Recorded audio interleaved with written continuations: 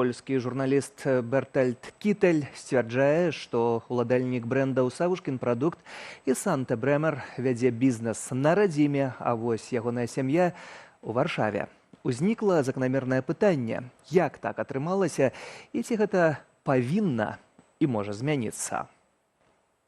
Александра Машэнскага ў Беларусі называюць рыбным каралём і гаманцом Лукашэнкі. Бізнесовец кіруе паспяховымі кампаніямі «Савушкін прадукт» і «Санта Брэмер». Іх агульны кошт можа перавышаць $1 мільярд США. Паралельна з асноўнай дзейнасцю ў 2010 годзе ён быў даверанай асобай Лукашэнкі на прэзідэнцкіх выбарах. Праз год узначаліў Федэрацыю акадэмічнай грэблі і фінансаваў яе. У хуткім часе атрымаў ордэн айчыны 3-й ступені. У адрозненні ад іншых гаманцоў Лукашэнкі і самога Машэнскага і звязаныя з ім прадпрыемствы не закранулі заходнія санкцыі. Паводле расследавальнікаў бюро ад абмежаванняў яго абараняюць Ісландыя і Вугоршчына. Ісландыя – асноўны пастаўшчык сыравіны для кампаніі «Санта Брэмер». Машэнскі нават з'яўляецца ганаровым консулам гэтай краіны ў Беларусі. Яго наш падначалены генеральны дырэктар «Санта Брэмер» Сергей Нядбайлаў, ганаровы консул Вугоршчыны ў Берасці. Для расследавання польскага журналіста Бертальда Кітэля, якое выйшла на канале ТВН-24, Машэнскі 3 апошнія гады здымае кватэру ў Варшаве ды вядзе ў Польшчы бізнес. У польскай сталіцы жыве ягоная сям'я. З Беларусі ў Польшчу кіроўцы звычайна прывозяць бізнесоўца ў другой палове тыдня. Перамяшчаецца Машэнскі на «Мерседесе» з консульскімі спецнумарамі. На гэтым жа тыдні Машэнскі прысутнічаў на паседжанні беларускага ўраду, дзе ў тым ліку абмяркоўвалі адмену пастановы аб жорсткім рэгуляванні коштаў. А ўжо цяпер спадарства ў студыі юрыст Народнага антыкрызіснага ўпраўлення Михаил Кирылюк. Добрый вечер. Добрый вечер. Спадар Михаил, Александр Машэнскі у Беларусі, у Польшчы адначасова. Для вас, як для юрыста, гэта ў парадку? Глядзіце, я, калі быў запрашаны на гэту перадачу, у мяне была трохі больш шырока акрэслена тэма санкцый. І што менавіта важным, як для юрыста хочется абазначыць, то, што заканадаўства, оно павінна не касацца персон, а павінна вызначаць правілы гульні аднолькавыя для ўсіх. І вось глядзіце, што трэба ведаць на гэту тэму. Якія крытэрыі уводзяць Еўразвяз і ЗША як крытэрыі для санкцый? Гэта спонсарства вайны, наўпрост. Там абаронныя заводы, фабрыкі прадукцыі двайнога прызначэння. Гэта першае. Другое – гэта выпадак з Боінгам. Усё зразумела. Трэцяе – гэта калі, напрыклад, гэта прадпрыемствы, якія дапускалі катаванні, на якіх працаўнікоў выганялі па палітычных прычынах ці зглашалі іх спіскі ў КДБ. Чацвёртае – гэта калі чалавек з'яўляецца намінальным уладальнікам актываў Лукашэнкі ці яго сям'і, і гэта паказана на нейкіх доказах. І вось, калі мы прагонім праз гэты крытэрый аднаго ці другога бізнесмена, то мы тады ўбачым, чаму ён ці знаходзіцца, ці не знаходзіцца ў гэтых санкцыённых лістах. Што дарэчыць канкрэтнага бізнесмена, апошняе расследаванне, што я чытаў, якое датычыцца яго, было беларускім расследавацельскім цэнтрам, я не ўбачыў там ні фінансавання вайны, ні удзелу ў палітычных рэпрэсіях, ні таго, што чалавек з'яўляецца намінальным уладальнікам грашэй сям'і Лукашэнка. Усё ж такі у беларускага расследавацельскага цэнтра выходзілі і іншыя расследаванні, у якіх я таксама даваў каментар, і там былі вельмі прямыя і ясныя доказы. Тут мы бачым, што чалавек валодае нейкімі фірмамі на Сейшэлах, якія яму дапамагаюць весці бізнес у Еўропе, што само па сябе ні па беларускім, ні па еўрапейскім законам не злачынства. І таму у мяне, калі вяртацца да вашага пытання, ці нармальна тое, што чалавек перамяшчаецца паміж Польшчай і Беларусю, окей, але мне здаецца, што калі наша мэта гэта спыніць вайну, калі наша мэта гэта дэмакратызаваць Беларусь, то гэта будзе рабіцца не простое, каб нейкім бізнесменам беларускім замінаць, перахадзіць гэту мяжу. А гэта можна... Пачакайце, беларускім бізнесоўцам ці ўсё ж такі лукашэнкаўскім бізнесоўцам? Бо Лукашенко Машэнскаму падстаўляе верталёт, каб ён прыехаў на яго псеўдаінаўгурацыю. Лукашенко кажа Машэнскаму прыехаць на сустрэчу на гэтым тыдні, літаральна. Паказалі камеры прапаганды Машэнскага на ўрадавай сустрэчы па рэгуляванню цэнаў, дзе Машэнскі сядзіць і пасміхаецца перад камерамі. То бок, гэта ў парадку. Юрыдычна няма ніякіх парушэнняў, атрымліваецца, але круціць бізнес у Еўропе, зарабляць грошы і плаціць, фінансаваць урадавыя нейкія праграмы, гэта будзе окей. Ці трэба зрабіць падсанкцыйнымі ўсе хлебазаводы Беларусі? Напрыклад, салдаты ядзяць хлеб, які выраблены на гэтых хлебазаводах. Расійскія, которые акупанты, которые ва ўкраіне, хутчэй не. Ці трэба зрабіць санкцыйнымі ўсе фабрыкі адзення на Беларусі?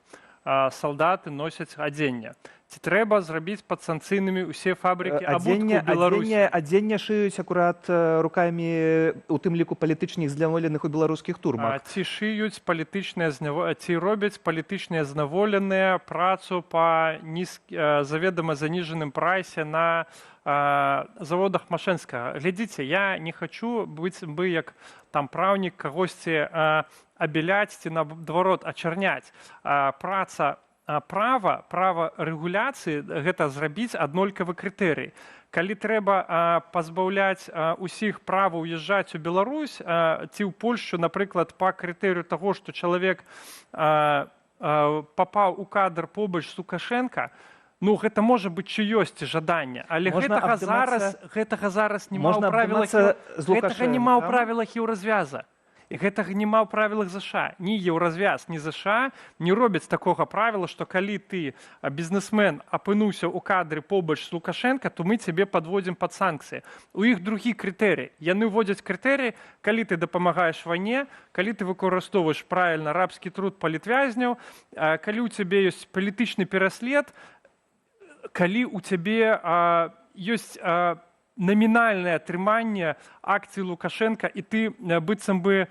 Калі ты дапамагаеш рэжыму Лукашэнкі, седзячы на ягоных урадавых сустрэчах, бо гэта таксама фінансаванне не безпасярэдняе, але ўсё ж такі таго самага рэжыму. Ці вядома вам такія прыклады, каб США кагосьці ці еўразвяз увёз... Справа не тым, якія прыклады мне вядомыя ці не, але... Гэта ж павінна быць аднолькавае рэгуляванне. Дэмакратычная супольнасць на гэта. Для ўсіх беларусы не могуць прыехаць атрымаць візы ў еўразвяз, а пры гэтым Машэнскі катаецца на дыпламатычных нумарах, ездзіць на сустрэчы з Лукашэнкам, і гэта ўсё ў парадку, бо прывозіць кошыкі сваіх сыроў і цягае гэта па Варшаве, па кабінетах.